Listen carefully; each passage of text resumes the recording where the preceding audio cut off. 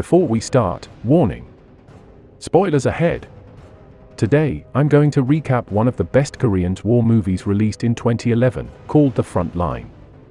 This movie tells the story of a South Korean soldier who is assigned to investigate a case in the middle of the civil war between South Korea and North Korea. When he wanted to investigate the case, he was actually involved in a war that was so terrible. Moreover, he also discovered some new facts that were not known by the government. What will happen next? Let's find out together. At the beginning of the film, it is shown that negotiations are underway to end the Korean War.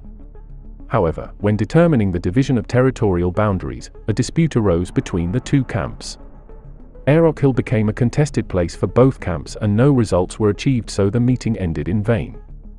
After a while, a lieutenant named Kang from the investigative division was assigned to the front line on Aerok Hill.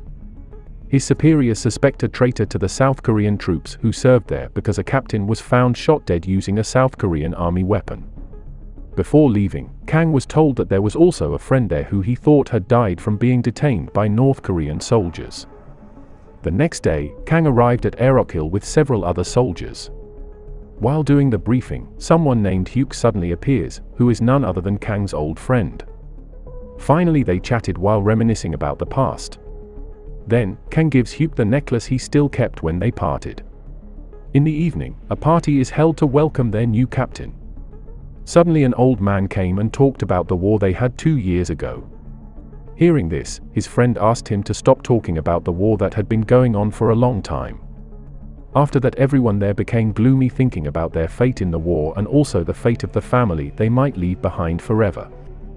In the morning, the captain woke the soldiers and informed them that Aerok Hill had been taken over by North Korea. As they head to the battlefield, they see North Korean soldiers building a bunker. Then one of them disguised himself as a North Korean soldier and came up to them. Instantly, the North Korean army could be paralyzed. Then, they went and blew up the bunker. Finally, they arrived at the trench and joined the rest of the army. After that, Allied bombers bombarded the North Korean-held Aerok Hills. After the bombing was over, the South Korean troops advanced and attacked the North Korean troops. After going through such a fierce war, South Korean troops managed to reclaim Aerok Hill. After that, Hyuk and company entered the bunker to eat and drink there. Seeing this, Kang was confused and asked where the food and drink supplies came from. One of them replied that all this came from the North Korean army. Then, Kang points a gun at those who suspect them of being traitors. Finally, Hyuk says that Aerok Hill has changed hands more than 30 times. Both South Korean and North Korean soldiers left their belongings in the bunker. Not only goods, there are also letters from North Korean troops that were entrusted to be sent to his family in South Korea. Hearing this, Kang lowered his gun and left, but Hyuk followed suit. Then Kang again asks about the death of a captain in the squad. According to Hyuk, the captain committed suicide while running away from battle. Hyuk also tells the location of the captain's corpse and asks Kang to get away from Aerok Hill before he is killed. But Kang refused because he felt the investigation was not finished. In the afternoon, Kang came to the river where the captain's body was. There, he found a helmet that had bullet holes in it and felt his investigation was futile. When he was about to leave, he was surprised by a woman named Kyung who claimed to be a local resident and had just passed by. Later, Kang gave her chocolates and asked her to go home. The next day, war broke out again in Aerok Hill until several times they took and lost control of the place. Long story short, the South Korean army again managed to seize the hill. Hyuk and his friends head back to the bunker to open goods from North Korea. In the pile of items, there is a letter containing a photo of a woman who was asked to be sent to her parents. And it turns out that the photo is a photo of Kyung that Kang met at the river earlier. Hyuk is dumbfounded, then he keeps the photo and tells Kang that the woman in the photo is his future wife. After a while, there was information about the troops in the north losing contact. According to their superiors, the troops had been killed by North Korean snipers. Later, Hyuk formed a team to investigate. After that, they descended the hill to the north and found nothing. Suddenly, one of them got shot out of nowhere and made the other soldiers take cover. Hyuk, who already knew the whereabouts of the snipers, asked the headquarters to bomb the place. After that, they rushed to the place to look for the sniper's corpse but found nothing. On the other hand, Kang, who is mourning the death of his friend, sees someone passing in front of him. He immediately chased after the person. When he managed to catch up, Kang could only be silent because the sniper was Kojijån, the person he met before. Finally, Kojijån left freely, leaving Kang, who was still silent. When they returned to base, one of the soldiers took another soldier hostage and asked the whereabouts of his army. Then, his friend angrily replied that they had all died during the war in Pohang. Flashback: just then, the desperate South Korean soldiers tried to escape by boat. But unfortunately, there was only one ship there and many South Korean soldiers were unable to board the ship. But they kept trying to get on, which caused the ship to be unable to sail. Suddenly, there was a firefight between fellow South Korean soldiers inside and outside the ship. In the end, many South Korean soldiers died because of that. Flashback end. On the other hand, North Korean troops are devising a strategy to start a war. With help from other countries, they plan to attack directly at the headquarters of the South Korean army. Hearing the news, the captain ordered the South Korean troops to fight them. However, one of them refused to know that the South Korean troops were outnumbered. But stubbornly, the captain called the man a dissident and pointed a gun at him. In the end, they had to obey their captain's ridiculous directions. In the evening, the South Korean troops were already in a position to wait for the opponent. Suddenly, rain fell and blocked their view. From a distance, it seemed that there were too many enemy troops.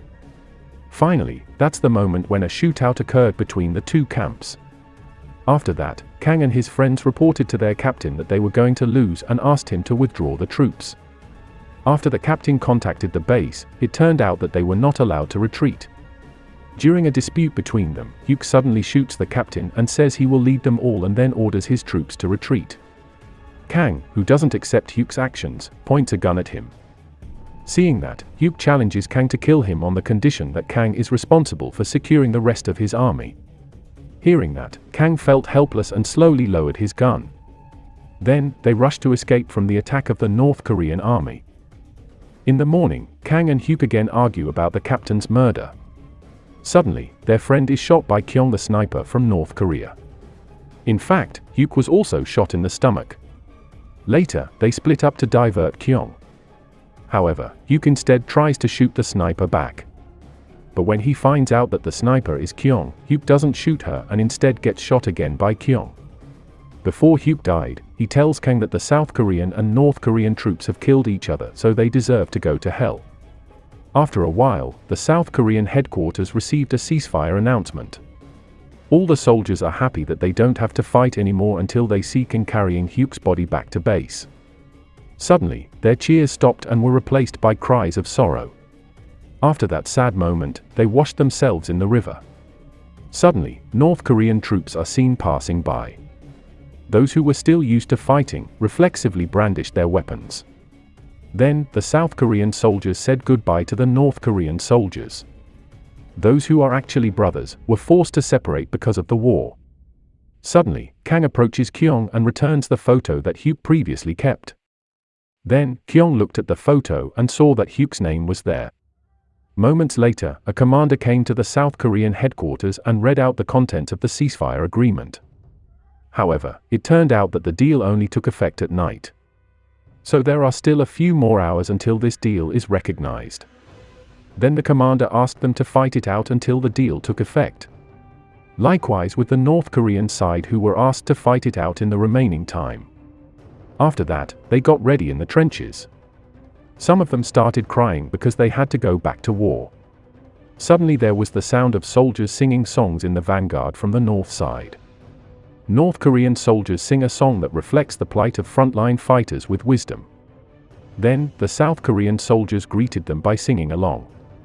After the chant was over, the final battle on Aerok Hill began. Bravely, South and North Korean troops fought for their territory. One by one, they fell. Even when their ammo runs out, they kill each other with makeshift weapons. At the end of the movie, Kojijån, who is still alive, tries to shoot the remaining South Korean soldiers. Kang, who passed by, was shot in the leg. Unfortunately, Kojijån's bullet runs out and is finally killed by Kang with a knife stuck in her chest.